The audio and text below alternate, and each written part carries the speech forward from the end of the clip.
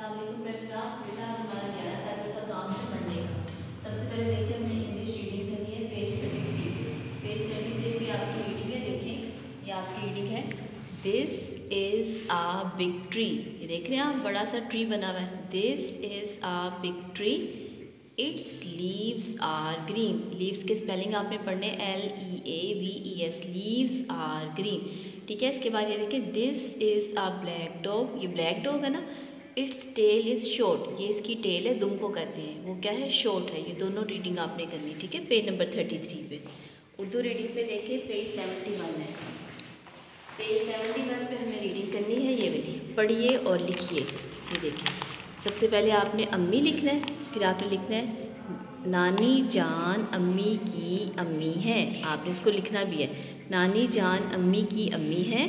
फिर अब्बू लिखा हुआ है, अब्बू आपने लिखना है। फिर आपने लिखना है दादा जान अब्बू के अब्बू हैं। दादा जान अब्बू के अब्बू हैं। पेज 71 पे आपकी रीडिंग है, ठीक है। आपका उर्दू कॉपी वर्क पे देखें, उर्दू कॉपी वर्क में मैं आपको वर्कशीट दूँगी, ये वाली वर्कशीट। ये वर्कशीट मैं आपको दूँगी, आपने मैचिंग करनी है। मोटा पतला, दिन रात, अंदर बाहर, छोटा बड़ा, गंदा साफ, कम ज़्यादा। ये वर्कशीट मैं आपको दूँगी, आपने अपनी कॉपी पर इसको स्टेपलर कर लेना है।